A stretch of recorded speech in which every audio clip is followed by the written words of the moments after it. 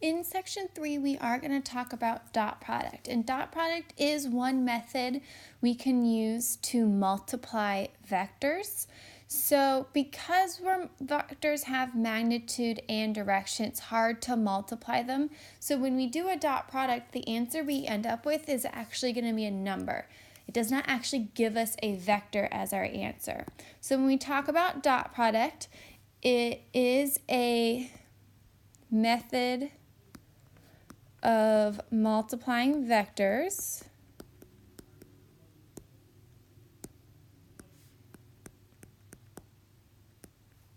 Okay.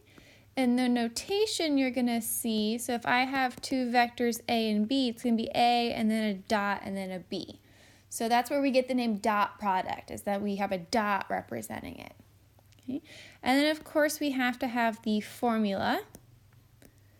So if you have a vector of two vectors of the form A1, B1, and A2, B2, their dot product, A times B, is going to equal A1 times A2 plus B1 times B2. So you multiply pretty much the x's and you add the multiplication of the y's, and that is how you get the dot product. So the answer is a number. So in our first example, given A is negative 4i plus 6j and B is 7i plus 8j, we want to find the following. So first I'm going to rewrite A and B so that they are in the unit vector form. So negative 4i plus 6j becomes negative 4, 6, and the 7i plus 8j becomes 7, 8. So when I do A dot B,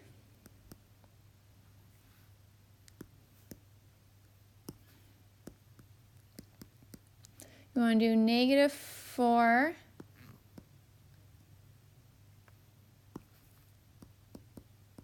times 7 plus 6 times 8, since that's A1, A2 plus B1, B2, and we end up with negative 28 plus 48, which is going to become 20. So their dot product is 20.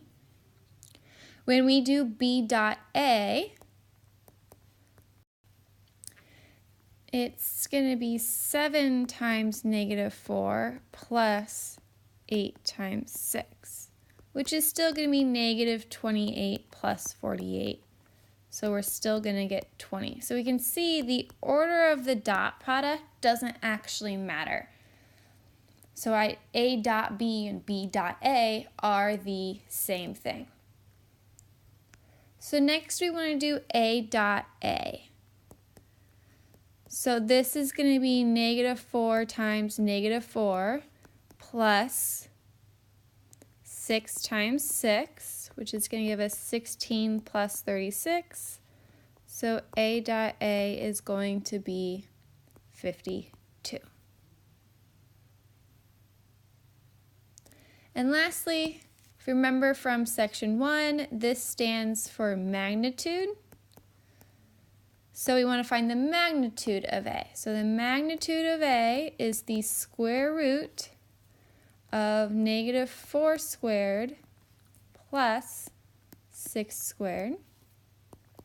This comes the square root of 16 plus 36. So it is the square root of 52. So if I see when I square a dot product, it's the same thing as the square of the magnitude. So A dot A equals the magnitude squared.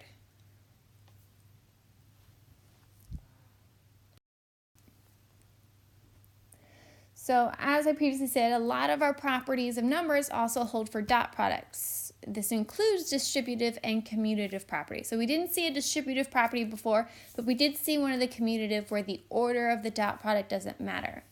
So one important application of the dot product is finding the angle formed between two vectors. So if you have two vectors u and v, the angle, which is going to be between 0 and pi, between those two vectors It comes from the formula cosine of theta equals u dot v over the magnitude of u times the magnitude of v. So u dot v is the dot product. And then we have the magnitude of u, and we have the magnitude of v. And this formula actually is derived from a second formula that can find dot product. So there is another formula for dot product that takes the magnitude of your vectors and multiplies it to the cosine of the angle between them. But you don't always have that angle, which is why we don't usually use that formula for dot product. We use the one that we just had with the multiplying of the x's and adding the y's. So let's go ahead and take a look at this example. So again, the same vectors as before. A is negative 4i plus 6j, and b is 7i plus 8j. We want to find the angle between the vectors. So we can rewrite a as negative 4, 6, and b as 7, 8. So in order to find the angle, we have to know their dot product, which we found in the previous example is 20. We have to know the magnitude of a, which we previously found. We know it's the square root of 52. The last thing we need is the magnitude of b. So that we have not found yet. So we're going to do the square root of 7 squared plus 8 squared, which becomes the square root of 49 plus 64, which is going to give us the square root of 113. So now we have everything necessary that will give us the angle between those two vectors. So we have cosine of theta equals their dot product, 20, over the multiplication of their magnitude, so square root 52 times square root 113. Multiplying in the denominator, we get 20 over the square root of 5,876. So that is the ratio for cosine. So in order to find theta, we do the cosine inverse of 20 over the square root of 5,876. And that is going to give us approximately 78.88 degrees for theta. So in order to check this answer graphically, we're going to graph our two vectors. So starting at the origin, our first vector, A, is going to have its tail end at -4, its terminal point at -4, 6. Our second vector, B, again, starts at the origin. Its terminal point is at 7, 8.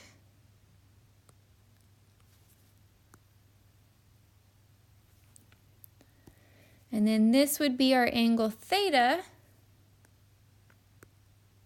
And it does look like it can be approximately 78 degrees. It looks like it's getting close to a 90-degree angle, but it doesn't quite actually meet 90 degrees, so it does look like a 78-degree angle. Okay. So some vectors can have a special angle between them, and we can usually determine that right away. So we can tell if specifically two vectors are parallel, or if two vectors are orthogonal. And when we use the word orthogonal, what we're talking about is perpendicular. So if they meet at a 90-degree angle. So in order to determine if two vectors are parallel, that happens if the two vectors are multiples to each other. So two vectors are parallel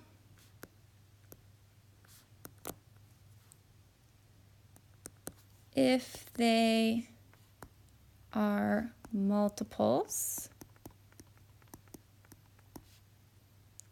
of each other.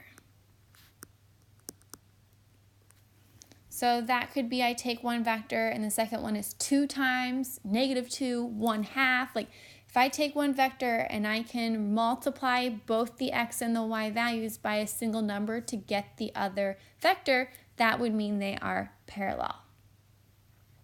So orthogonal vectors or perpendicular vectors, we say two vectors are orthogonal if their dot product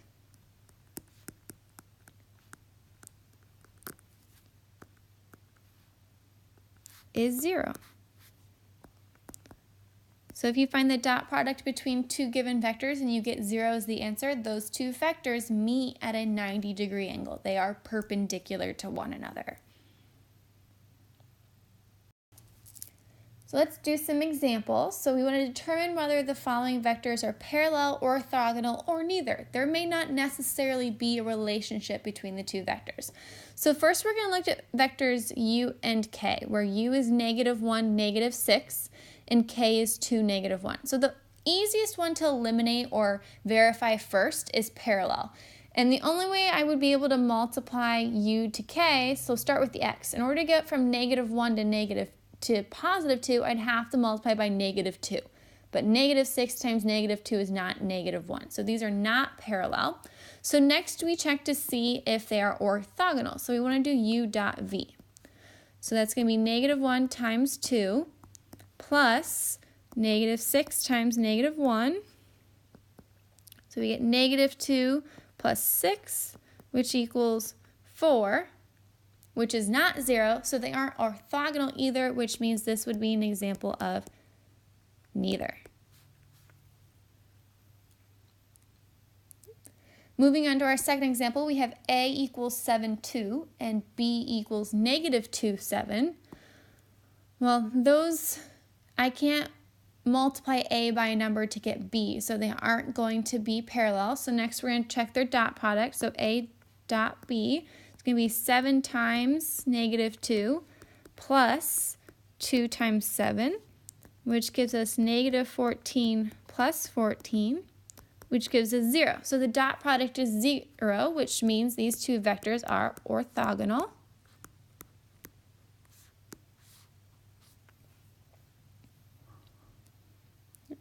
So lastly, we're looking at the vectors s and t, where s is 8, 2, and t is 4, 1. So if I look, I can take my vector t, and if I multiply 4 and 1 by 2, I can get my vector s. So that means s equals 2 times vector t. Another way to write it is t equals 1/2 of vector s. So this tells me that my vectors are multiples of one another, which means they are parallel.